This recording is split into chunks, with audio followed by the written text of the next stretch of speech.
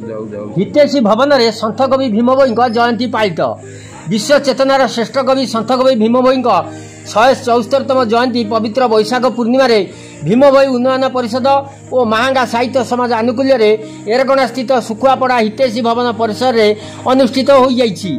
परिषदर सभापति महिमा गवेषक सुसाहित्यिक डॉक्टर एकाशी प्रधान सभापतित्व में अनुष्ठित हो जाइछि। उक्त उत्सव में फुलवाणी महिला कॉलेजर प्राक्तन अध्यक्ष डॉक्टर जनार्दन राउत, मुख्य अतिथि शिशु साहित्यिक प्रफुल्ल कुमार साहू, मुख्य वक्ता कवि प्रफुल्ल कुमार सिंह, समाजसेवी नलिनीकांत नायक प्रमुख सम्मानित अतिथि भाव भीम भोई जीवन दर्शन उपर आलोकपात करथिले।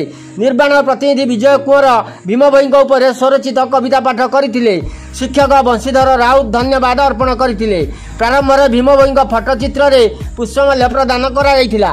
एही जयंती रे पिलामानकु मिष्टान बंटन कराइथिला। एही कार्यक्रम रे भ्रमरवर दास, अच्युतानंद राउत, मामाली राउत, निरंजन राउत, निर्मल चंद्र राउत, सुधांशु प्रधान, सुभद्रा राउत, सुरेश चंद्र बेहरा कार्यक्रम परिचालन में सहयोग करथिले। आज्ञा आज होउछि सन्थ कवि भीम भोई जन्म जयंती। आपण बासभवन आज हितेशी बासभवन अनुष्ठित होता से विषय आप कौन कह? आज मु निजको धन्य मन करुच्ची। सन्थ कवि भीम भोई 174तम जयंती उत्सव मोर हितेशी भवन में पालन कराऊँच। बहु विशिष्ट साहित्यिक माने एवं श्रद्धेय पिला माने आसी यही कार्यक्रम में सामिल होते।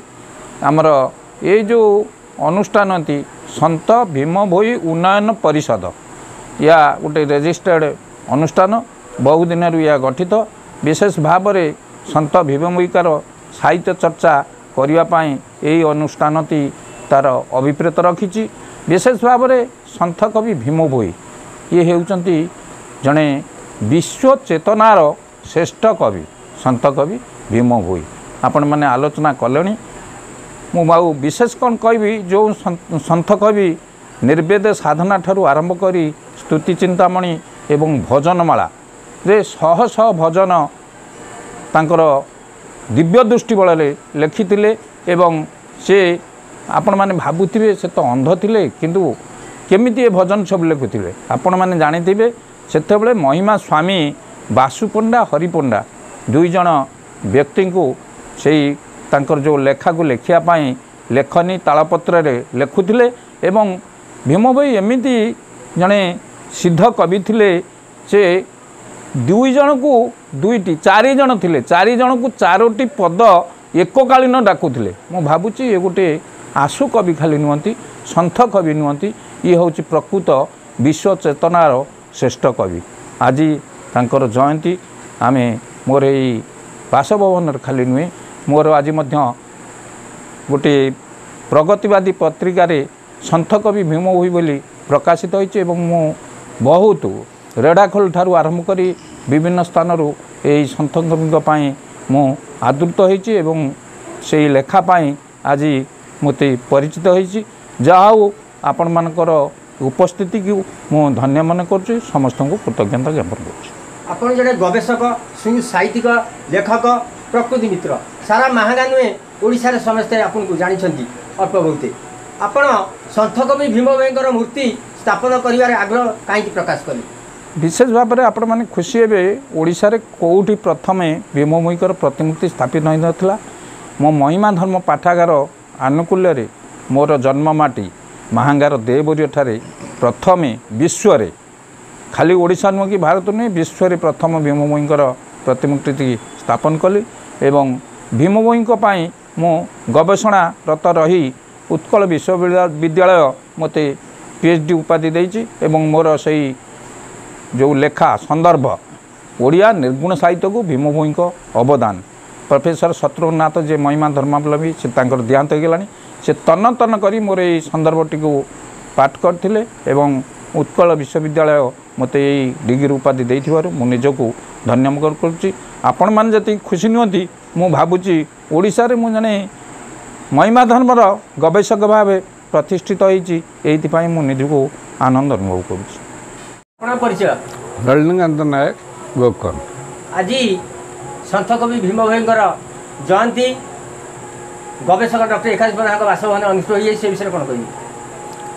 एकाशी बाबू सब साहित्य संस्कृति सभा मान आयोजन करवा माने अंचल माने रुचि रही। आज बासभवन रे हतेश भवन सुखापड़ा ठारे सन्थ कवि भीम भोईंकर आज जन्म जयंती पालित होई। पवित्र चंदन पूर्णिमा रे तांकर जन्म होइतिला एवं से जन्मांध थिले किंतु तांकर से दूरदृष्टि संपन्न एवं महिमा स्वामी को से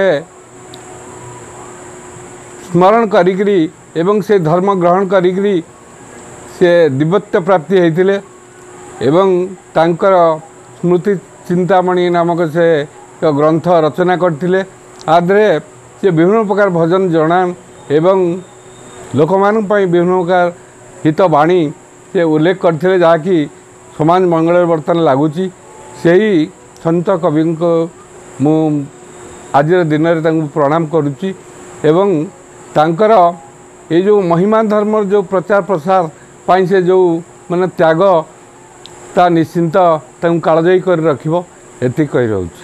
आगे आपन परिचय मु प्रफुल्ल कुमार सिंह पतंजलि योग शिक्षक 2011 मसीह हरिद्वार जाई पतंजलि योग उपरे तालीम नहीं गाँ गहली रे एवं स्कूल कॉलेज मानक योग शिक्षा दे।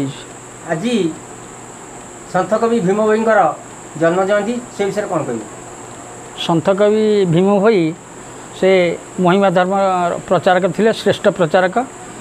ते जो ग्रंथ लिखिले से प्रत्येक ताकू कहती ये 20 पद लेखा अच्छी एमती 100 बोली ताकू कहती बोली से लेखिकी महिमा धर्मर विशेषत्व देखते।